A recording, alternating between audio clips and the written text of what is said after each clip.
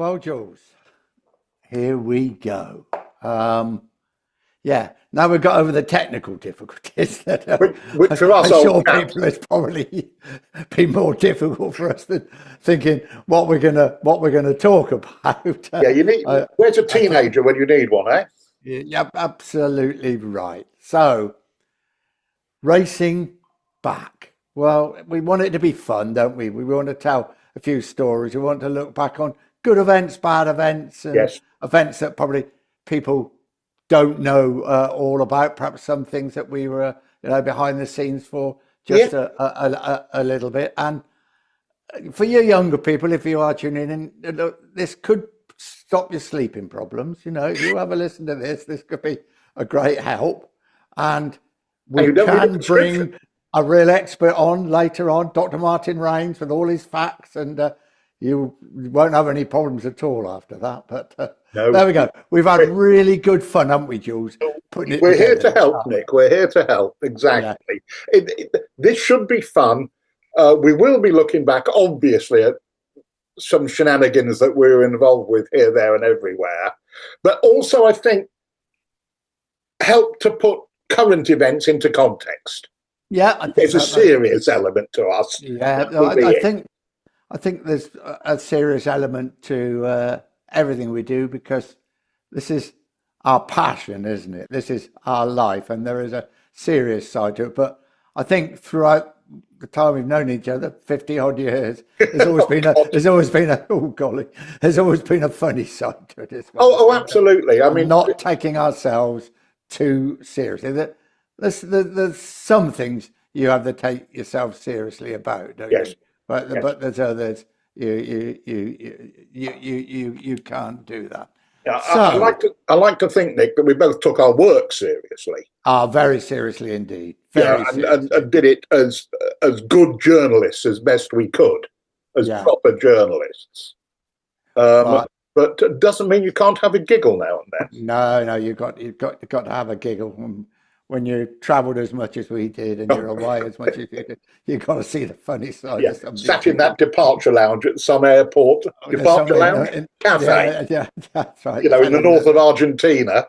That's it. That's the one. Or 24 hours, your flight's delayed from Tokyo to, I don't know. Sounds wonderful. But anyway, Yes, end of May end coming of up. whinging. Yeah. And end of May coming up. And I think end of May, anybody in Britain thinks of one thing as far as motorcycle racing goes. And that's the TT races in the Isle of Man. But out of the blue almost is Yes, the British Grand Prix this well, weekend. I was talking to one of my best friends today, a lifelong motorcyclist. I mentioned, oh, it's British Grand Prix this weekend. And he looked at me and went, is it? Yeah. I thought, oh dear, Yeah. I, Well, the date has been altered, isn't it, from August bank holiday to May bank holiday? yes, and that sort of, I don't really understand what anybody thinks that is going to achieve.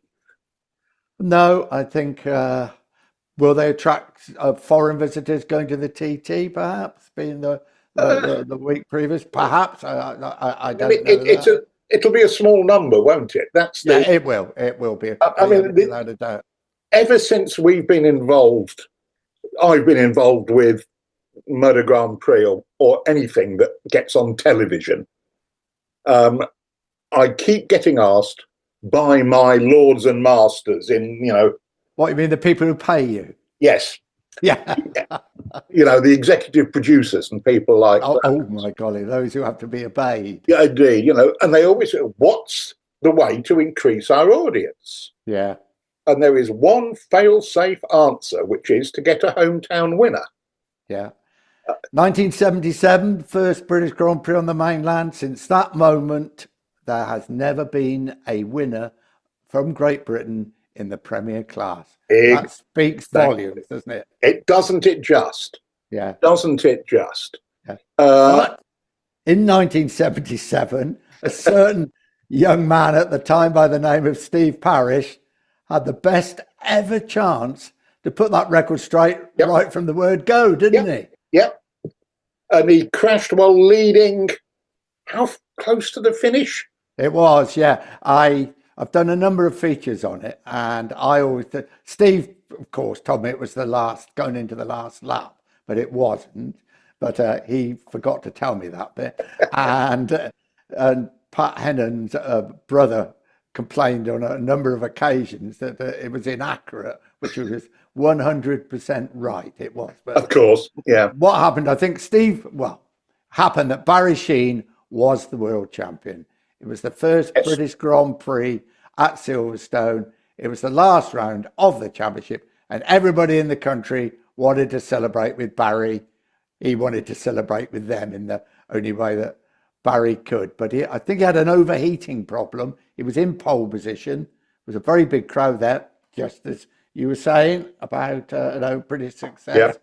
Yeah. The Suzuki overheated, but his mate was leading the way with, let's get it right, a few laps to go. And John Williams on another Suzuki was second, and I think he was only not very far behind Steve. So I think you're right. Good chance. But August, Great Britain, one thing happened, didn't it? It started to rain. And I think it was Cops Corner he went down, which is the first bend on the layout those days, wasn't it? Yes. Was it Cops? I think you're right. I can't remember the corner, but it wasn't Stowe because I was sitting in the grandstand. Well, there you go. And Barry had hung out a pit board for him on the lap before, saying "Gas it, wanker," which to encourage him on. Sorry, Mum. Sorry about that. Yeah. To win the race, but as he looked at it, and I think as he said, he had a bit of a smile. Came into Cops, splattered rain on the visor, and down he went. And even worse for the British fans, I had time to groan. And John Williams went down, I think 3 bends later. He was probably getting quite near you at Stowe then. I'm wondering because I've got a memory of somebody losing the front down at Stowe. I wonder if that was John. Yeah, it could have been. And Pat Hennon won the race. In second place was Stevie Baker. And it's the first time 2 Americans have finished first and second in a 500c Premier Class race. Yes. Just owned the transatlantic trophy, didn't it? I came then in boatloads. Yeah, I mean, Pat Hennon, there's a lost world champion. Oh my golly, yes. He was. Rider. I mean, how he came over to Europe and he could give Barry and Co. a race around Brands Hatch short circuit. Yeah. Which was, it was supposed to take you a year or two to work, to get that place sorted out. And of course, it was at the TT, wasn't it, that he was injured and never raced again. So indeed, the British chance had gone. I didn't go to the first 3 races to Silver, the first 3 Grand Prix, because I was on motocross duty for Motorcycle News. Well, I was getting muddy while you were sitting there in Stowe, in the sunshine. I didn't actually get a job in the motorcycle press till 1980.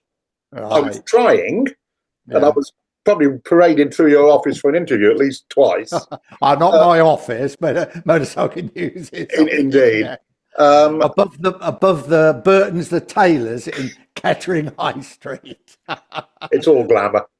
It was all glamour. Yes. Led by John Brown, of course, led everything that was going on. The great man.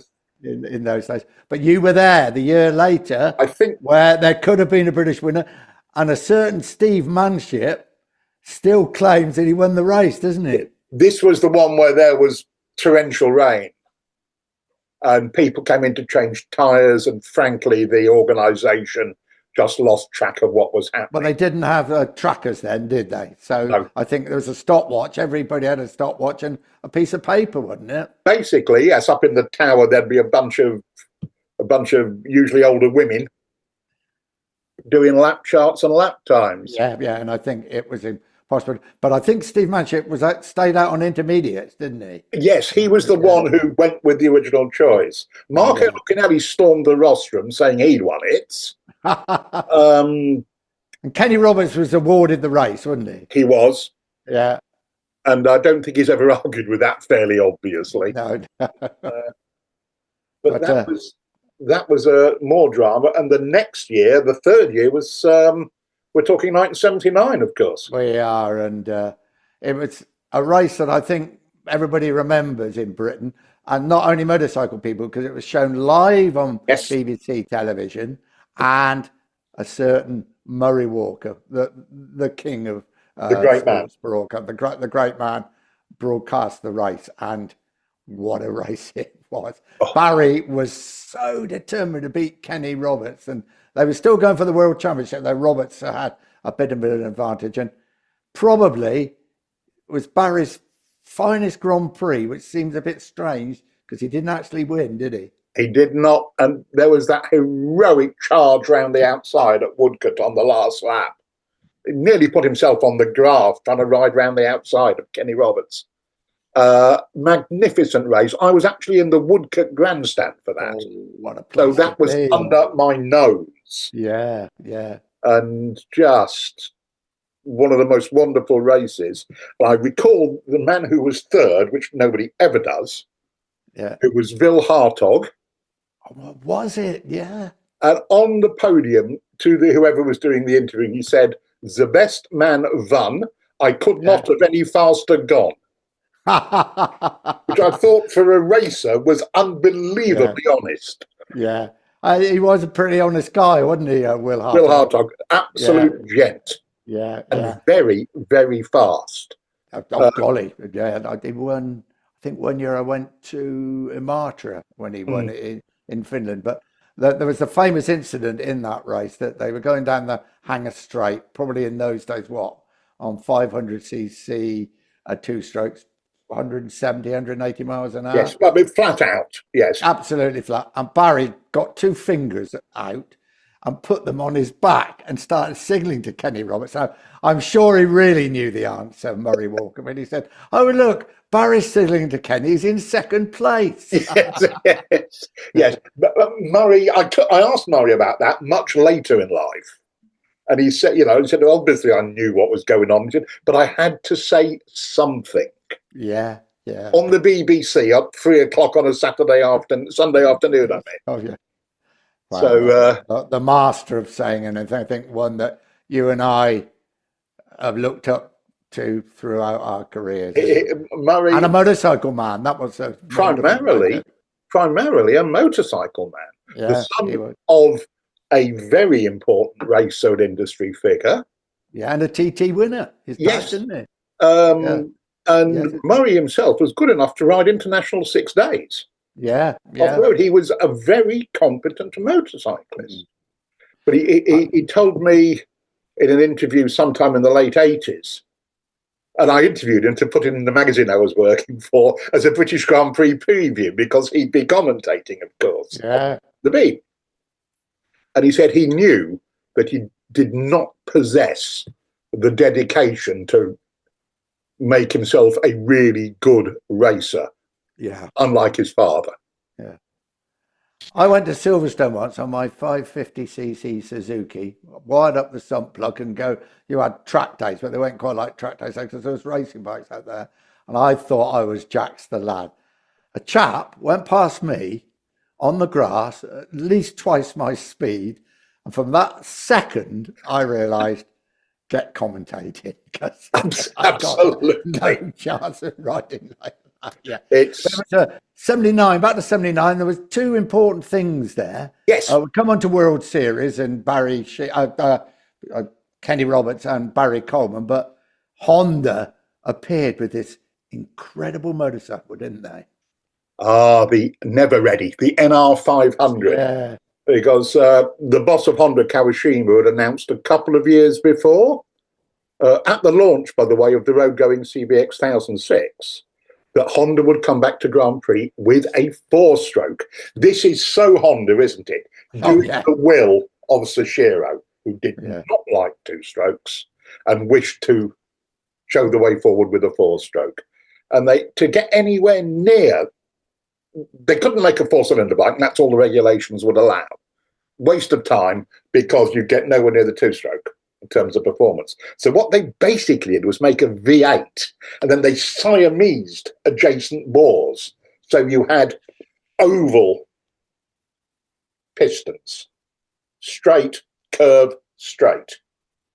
certainly on the prototype. I think they got more gradual curves as they went on later, but that's neither here nor there.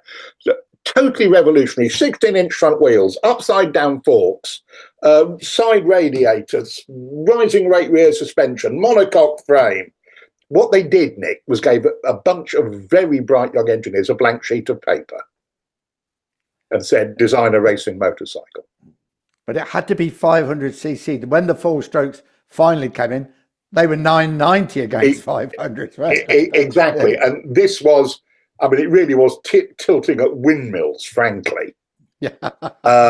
It was, and Gerald Davison, who was the boss of Honda Britain, and he was the only European at the time, I think, ever to be on a Honda main board. And he lobbied very hard to have a parallel project with a two-stroke, but he was knocked back. It will distract us. Very Honda, very Japanese again. Oh yeah, yeah. So we all turned up to motorcycle, wasn't it? Yeah, I mean, you tried to go and have a look at it, didn't you? I tried to looked under the edge of the tent, nearly got a mechanic's foot got about that far from my face. But it was embarrassing because the things were on the back of the grid. Mick Grant fell off at the first corner and it burnt. And the second rider, Takazumi Katayama, to avoid the embarrassment of being lapped, pulled in quite early. Yeah, it was never going to work, was it? But what a piece of kit. An astonishing feat of engineering to do even what they did. Yeah. But it was under the regulations of the time, it was never going to happen. It did win a race in Japan, but it never scored a Grand Prix point. I think Ron Haslam came very close. Oh yes, Ron Haslam. Ron had a ride on it, didn't Ron he? did, yeah. Because then I think when he got points up to 8th or 10th at some point in the life of the bike, and Ron was next in, So it's I mean, Honda knew it was dead loss after a Silverstone. I think the next Silverstone, and Freddie Spencer was on it. Wow, that's I think I've forgotten these others rode it. Yeah, exactly. In those days, nobody was nailed on for the entire season. People moved about, and Freddie rode the wheels off it, revved it to about 22,000 RPM, and could get about as far as 5th, and he over-revved it and broke it, basically. And Honda then realised that even with a genius on board, the thing was never going to hit the top 3. And the two-stroke arrived in 82, the 3-cylinder, and the rest is history. But just back to 79, also that weekend, and I don't think people probably remember this or realise what was going on, the announcement about World Series that was going to be the alternative to Grand Prix racing was announced by Kenny Roberts and the journalist Barry Coleman. Oh, yes.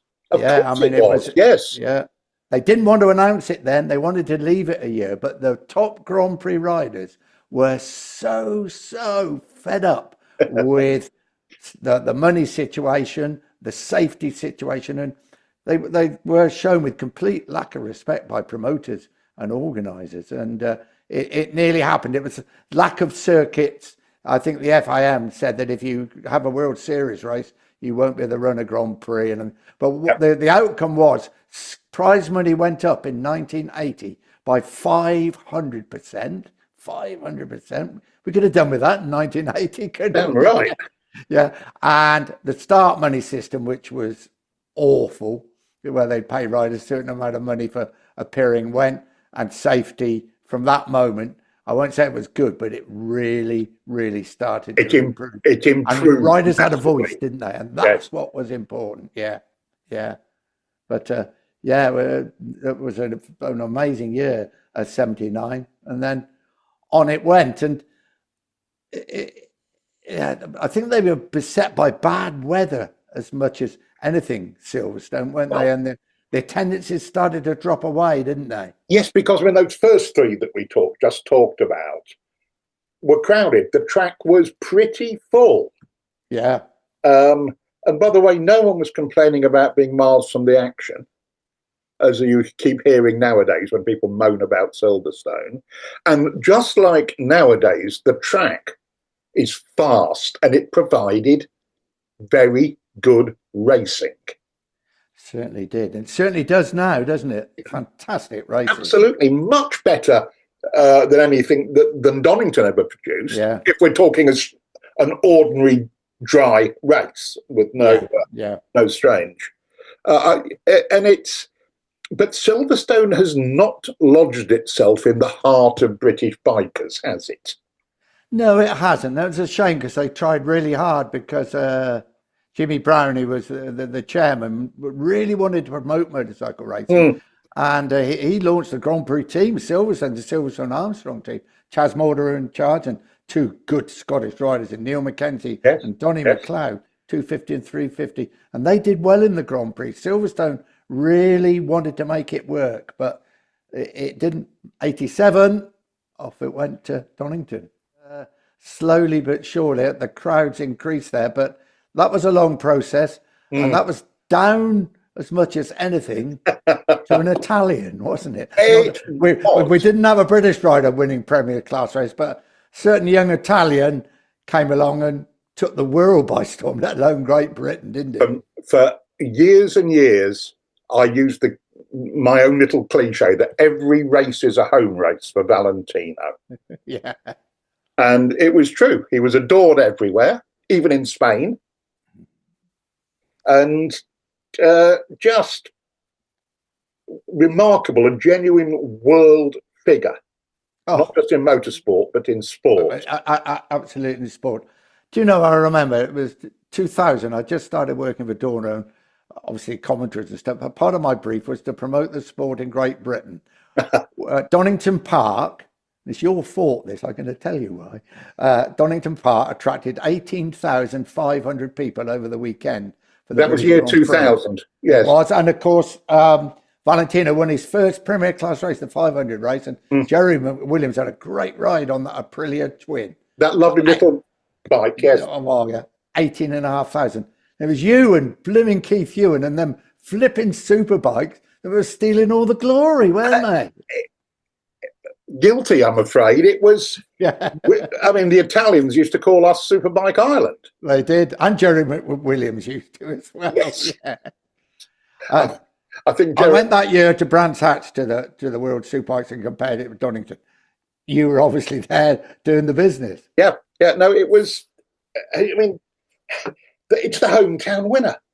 Carl Fogarty. We had Fogarty, and I remember saying to one of my bosses at Sky that, look, yes, Brands Hatch is full to bursting because British bike fans have not had a winner since Barry Sheene. Yeah. 20-odd years ago, Yeah. Those Superbike, World Superbike meetings at Brands were unbelievable. You couldn't move. It was like being at a football match. Yeah. Just, they were fantastic. And Fogarty, and the story, the query will always, forever, how would he have fared in Grand Prix? He never got the right opportunity to come over, though, did he? And I don't blame him not coming either. No. And the same reason, I mean, we're having the same discussion now about Toprak Rascottiolo in World Superbike, who plainly should be a Grand Prix rider if Moto Grand Prix is the pinnacle of the sport. And of course it is. It is now. Was it then in the Fogarty time? I mean, yes, it was still the pinnacle because Rick Doohan was in it. Absolutely. And Rossi was just arriving. Rossi was just arriving. And it's unarguable. Superbikes were fab. It was great to be part of that golden era. Excuse me for showing you too many compliments, but great job you and Keith did. Absolutely fantastic. And we had the way you commentated illustrated what Superbikes was all about, wasn't it? Yeah, it was great. It was. I mean, we were guilty of a bit too much, Foggy, which was a bit rude to the Aaron Slights of this world. But it was the right commentary for the right sport at the time. It was. But, I was working for Eurosport at the time when it was at Sky originally, before the sale to France. And we lost Grand Prix because the BBC was going to show it, and as Sky or whatever it was, you couldn't charge people to watch something that was free on the other side, could you? Got you. So they passed around for some motorsport, got World Superbike, and they really went, so what? And then you got the first year of Fogarty versus Russell, Ducati versus Japan. Oh, it's brilliant. A month or two later, people are stopping me in the street and go, aren't those superbikes good? Yeah. You know, and it's that. And Mick was just flattening the opposition in Grand. Yeah, he was just flooring them. I will tell you a little story. I was doing Formula One at the time. Oh, yes, of course. In Monaco, Bertie Eccleston would always say to me, invite some motorcyclists who lived in Monaco and we're having for lunch. And because he was very, very keen on motorcyclists. So I used to have some of the Aoki brothers, Mick used to come, some of the others used to come. And they used to come in and he'd sit down, he'd say, what are you doing in them Grand Prix? Why aren't you all World Superbike races? It always used to say to really get them annoyed. Always, every time. But yeah. But yeah, it was. But Valentino pulled back the advantage. I think he won 4 other times at Donington. He loved Donington. Yes. Yeah. And when we first went to Silverstone, he was just asking about when we were going to go back to, would we go back to Donington? And then he had a really good race at Silverstone and stopped asking. All of a sudden, it wasn't an issue. It was okay. And no British winners there. But Scott Redding won the 125 race there, didn't he? At the time, he was the youngest ever Grand Prix winner. And wasn't it the youngest ever podium? I think Marcus's first podium, was it in the 125 class? Yes, he was third, and I think it was Mike D'Amelio in second. Yeah, he went on to win the World Championship later, didn't he, Mike? He did in the later years, but that was the most... Nobody on the podium had started shaving yet, shall we put it that way? Yeah, but for various reasons, Donington fell out. I think it wanted to stage Formula One racing. Silverstone was going to lose the Formula One car race, so... the bikes went back to Silverstone. And as you say, there've been some, I think Jorge Lorenzo won that first Premier Class race back there, but there's been some fabulous races since then, hasn't there? Was it Mir who beat Marquez on the last corner? I think it was Mir. We've seen Suzuki win 2 races there with Vinales, first ever win, and Rins won there, didn't he? That's right, Rins. Yeah, whatever. But it's been good, close racing. Yeah, Carl Crutchlow gave everything into breaking that record, didn't he? Yes. Winning the Premier Class right in there when he was injured, and he came very close from second place. But we have had winners there. Danny Kemp won the Moto3 race and went on to win the World Championship. Scott Redding won a Moto2 race. Yes. In recent times, Jake Dixon's won the Moto2 race there. And we had Bradley Smith showing up the sharp end in all classes at some point. Very much so, yeah. But, there were British riders up the sharp end. Now, I'm not saying that you have to have a hometown winner to get a crowd. No. Because Holland, Germany, Malaysia prove Holland and Germany are really interesting, aren't they? Is that getting massive crowds? Yeah, I was there when Jack Middleburg won in Assen. So was I. Completely, where you are, absolute, complete chaos for days, not just for the day. Yeah. My big memory of that is because when Hartog won 2 years before, the Dutch had invaded the track and started digging it up, basically, to take home as souvenirs. So they had, in front of all the stands, there were these rows of manky-looking security guards with even mankier-looking Alsatians. The Dutch were throwing sandwiches between them. The dogs were starting to fight over them. That was for some reason, that's a memory that stuck with me. But before you'd heard the term Mexican wave, you could see where Jack was on the circuit by the Mexican wave going. Yeah. What a super rider Jack Middleburg was. Lovely he was involved in the Sheene crash, wasn't he? When I went to see Barry in hospital after the crash, Jack was there, Oh, was he? Yeah. But sadly, he was killed at a road circuit in Holland. At Rolt, I think, in Holland, yes. I saw all of his wins. Did you? He won at Silverstone, didn't he? Yeah, the last. We were there looking for Kenny and Yeah. Randy Ramola and everybody, and he went and won. The last true privateer win, i.e. by a bloke who bought his own motorbike with his own money. Yeah. And that's one of Jack's places in history. And that was when the Dutch had him, Wil Hart, Boot van Dolman. Do you remember Boot van Dolman? Boot was a good guy, yeah. Yeah. As well as a bunch of guys in the lower classes as well. Absolutely, yeah. But it's interesting that you say about the crowds at Assen, you say about the crowds at Brno and the Saxon Ring. Well, they haven't had success and not enormous success in those countries, but it's almost, I think it's tradition in those countries. It's the biggest sporting event of the year, isn't it? Yeah.